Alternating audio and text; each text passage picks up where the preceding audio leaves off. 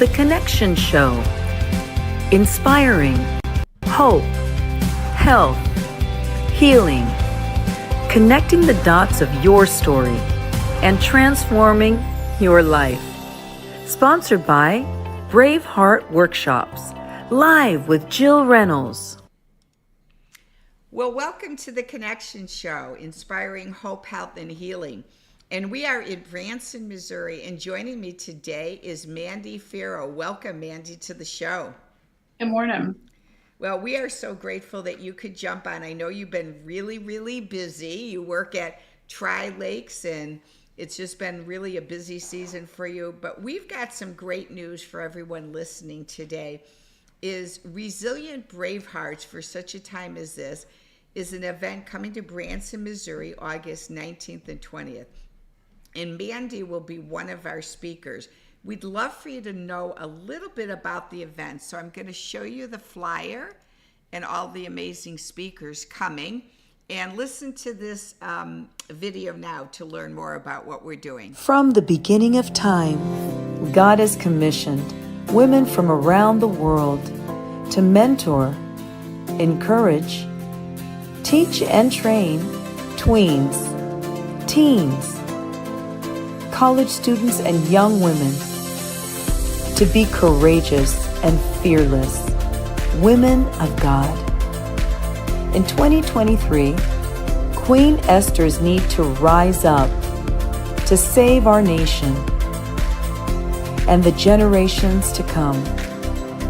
Receiving a crown of beauty for ashes, God has called older women to teach younger women that they are good enough and are wanted by a king who wants them to arise as resilient Queen Esthers and to live wisely, purely, and be good. Join us for 2 days at Yakov Theater in Branson, Missouri on Saturday, August 19th, 2023 and Sunday, August 20th, 2023 for Resilient Bravehearts Women Conference. For such a time as this, come in a day early to see Esther at Sight and Sound Theater. Hi, I'm Jill Reynolds with Resilient Braveheart for Such a Time as This, coming to Branson, Missouri, August 19th to 20th, 2023. We will be meeting at Yakov's Theater, and I'm so excited for the event. No Longer Broken and Becoming the Best You will be joining us at this event. It's for all women of all ages, from 12 years old to 100. You don't want to miss this event. Come to Branson and be with us for this amazing weekend of hope, health, and healing. Register now by going to braveheartworkshops.com.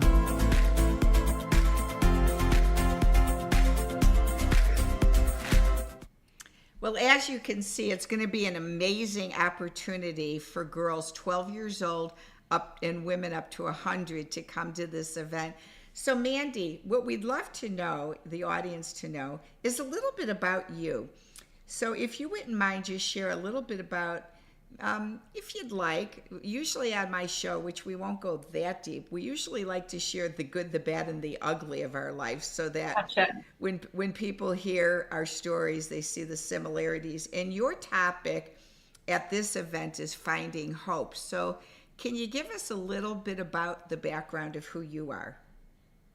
Well, I was born and raised in Texas, and the oldest of 3 children, and did not necessarily have the best background growing up as far as my mom decided at the age of when I was 11 that she didn't want to be a mom anymore. And so I had quite a bit of just, that age where you need a mom at 11 years old. You're starting to go through lots of things and lots of questions, and you need a mom. And so that's kind of where a lot of my, I guess, hope and things, come from.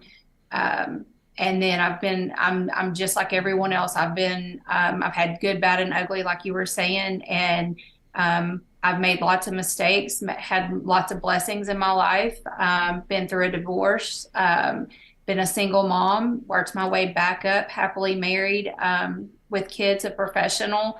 So it's just, it doesn't matter kind of where you've been or what's happened in your life. You have to keep hope and at the forefront of your life.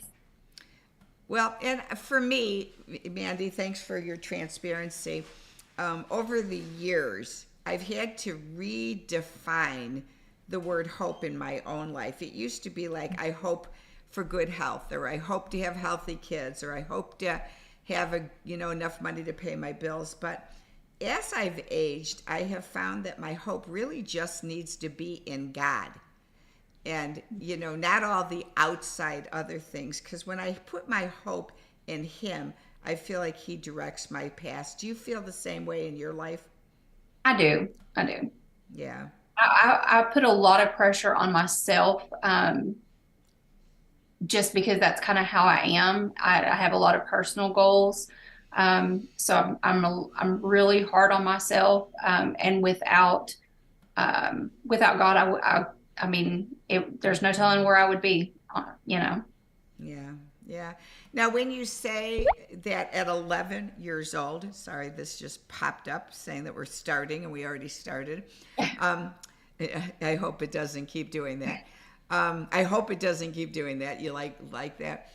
When you say at 11 years old, your mom decided not to be a mom, does that mean she divorced your dad, left you guys, and did you see her again? She decided when I was 11, my brother was 9 and my sister was 18 months old. She literally walked in one day and said, I don't want to be a wife or a mom anymore. And here's the 3 kids. And we basically were $7,500 payoff to her. It's really sad, but it kind of puts things into perspective, especially when you've been a single mom and a divorced mom like I have. There's not a dollar amount in the world that I have on my kids that they're absolutely priceless. And she gave full custody in the 90s to my dad for her Jeep to be paid off. And the payoff was $7,500. Wow. And she didn't fight. She just said, I don't want the responsibilities anymore. I'm 44 years old, and I would tell you right now, if it wouldn't have been for the things that she has done, I wouldn't be the mom or the woman that I am today. So a lot of that has come from inner strength. A lot of that has come from determination to prove that I'm not going to be like her. And I have been very fortunate to be able to turn that anger into positivity instead of negativity in my lifetime. My kids never, ever, ever go to bed, even grown. You could ask any one of them. We all disappoint our parents growing up. We all disappoint, we just disappoint people. That's just the way life is. They can disappoint me all day long, but I'm 100% unconditional love with everyone in my life. There is no conditions because I was loved conditionally. And so I strive very hard of making sure that everyone does know that I do love them. I can get mad at them. They can disappoint me. We're going to have rifts. We're going to have disagreements. But it's nothing. It's 100% unconditional love.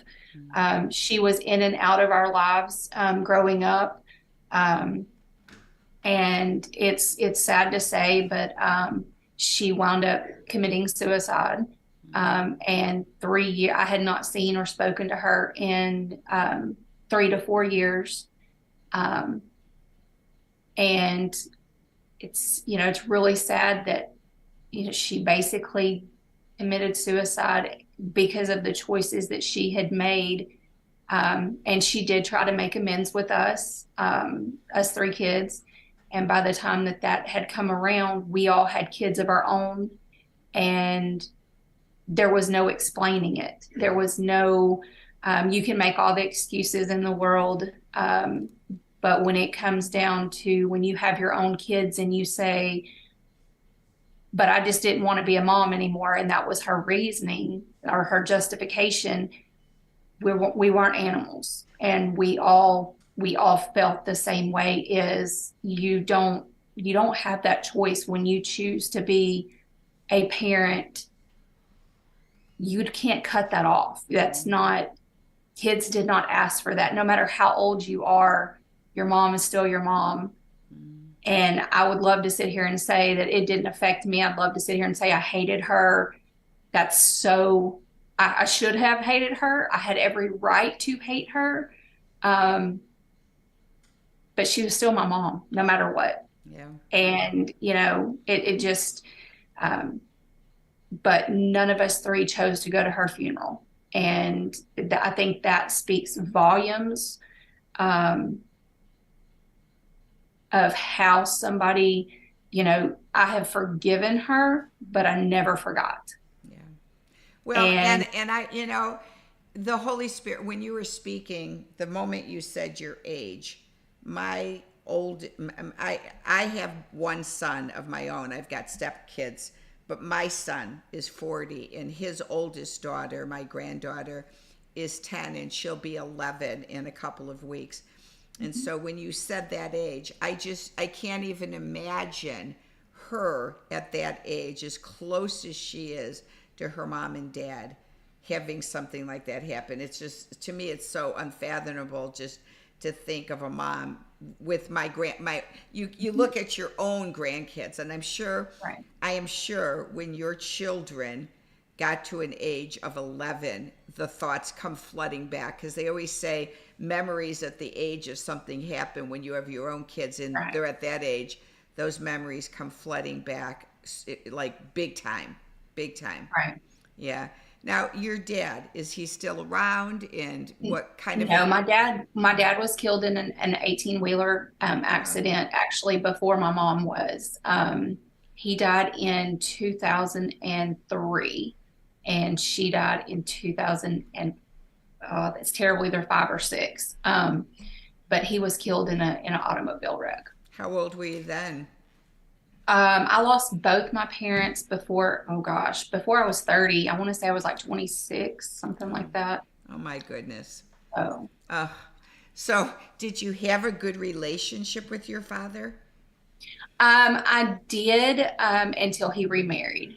Mm-hmm. And when he remarried, things, you know, the whole dynamic changed. And looking back, it was a lot of me being a spoiled teenage brat. Not 100%. I'll own what I own, or what I, you know, that I had some issues of, you know, we became my dad's entire world, for 4 years until he remarried. And, he married a lady who we didn't care for. And so, you know, there's lots of water under that bridge. So, you know, but she was his choice, and, you know, me being a divorcee, and then remarrying, you know, he said some things to me that I didn't understand until that time came from myself. Was, you know, one thing that he said was, I will not marry someone just because you like them. I will marry who I love, and I will. And then, you know, of course, me being the teenager that I was, one thing that was said was, you know, why do you have to have someone, and things like that. And I was just I was the oldest, and I probably knew a lot more than I should have known, being the oldest. And you know, it was very it wasn't good. It wasn't good for a long time. Him and I didn't speak for a while, and a friend of mine, dad had cancer, and she took care of him every single day, went and took her lunch break and fed him to make sure he would eat with her, and he would do better with her than her mom. She went and saw him every morning, every afternoon. And the day that he died, I called my dad, and I told my dad, I said, I just want to let you know that I love you. And that was probably the first time I had ever said it to my dad. My dad was the generation he was born in the 40s, and he was born to a family who you showed that you loved by material things and working hard. You did not hug, you did not kiss, you did not tell somebody you loved them. He was a wonderful provider, absolutely wonderful provider. We grew up very spoiled, and middle to upper class. But he never, even on my wedding day when he walked me down the aisle, he never told me he loved me. And that was that. And, you know, and when I got older, I wanted to know why. And it was because of the way he was raised. He wasn't raised with that either. So, you know, he didn't know. You kind of go with what you know, and he didn't know. So we had about two weeks before he was killed, we had made amends. And he was killed on a Tuesday morning. And that Sunday before, we had actually gone over there for lunch, and he had both of his grandkids, biological grandkids, which was my brother's daughter and my oldest son, were sitting in his lap. And that was the first time ever that he had both of his biological grandkids in his lap, and there was no pictures taken. And then he went to work on Monday morning and was killed the next morning. So, you know, there's a reason for that. There's definitely a reason. There's a reason why we made amends. There's a reason why we were all over there. I'm so sorry. That had to be so hard. And was there ever any restoration with you and your stepmom ever? No. Boy. She did a lot of things after the funeral that just kind of, you know, I will stand by my gut every day of the week. And, you know, when I have a red flag, I don't necessarily voice it. I will, you know, stand back and just watch. And her true colors came out after he died. Oh yeah, I'm sure there's a whole story behind it, and I can imagine. I can only imagine. Well, I am so grateful to finally. We've talked on the phone several times, but I'm so grateful to have you on the show. And everyone, let me show you Mandy's bio. This is her bio and where she works and how you can connect with her as well. And then again, I want to show you the flyer on the event that we're having. It's a picture of a bus, of girls on a bus. So I love this picture because it represents to me women gathering together from all over the country and coming to Branson for a getaway. So again, get your tickets by going to braveheartworkshops.com. It's only 4 weeks away now. So get your tickets. They're very affordable, only $28, includes a lunch on Saturday. Come and see Mandy. You got to get there at the beginning because Mandy, you're our first speaker, by the way, in case you didn't know. Well, I felt that to have you first because yours is Finding Hope, and the event's called Resilient Bravehearts for Such a Time as This to inspire hope, health, and healing in the world. So I figure we better kick it off with hope at the beginning. So mostly because of the topic. So definitely get there at the beginning of the event so you can connect with Mandy, get to know her more.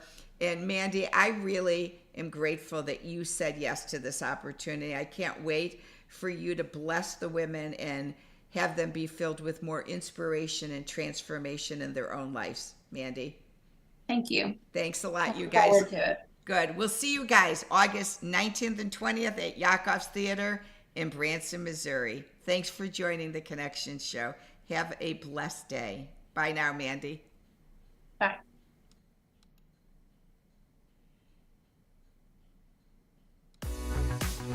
Thank you for joining us on the Connection Show. Our show is made possible by your support. Please go to our website and click on on the Affiliate Partners page now. You can support us either on Venmo or our Cash App today. We love our podcast guests and our social media subscribers. Our channels are made possible by you, our listeners. Please go to our website and go to our Contact Us page and click on all our social media pages. Make sure you click the bell on YouTube and subscribe, and the follow us button on Rumble. Our affiliate partners are featured on our show, and we thank you for supporting them and their products. Each of them have fabulous offerings with discounts when you mention Braveheart when you order. Please order today by going to braveheartworkshops.com and clicking on Affiliate Partners.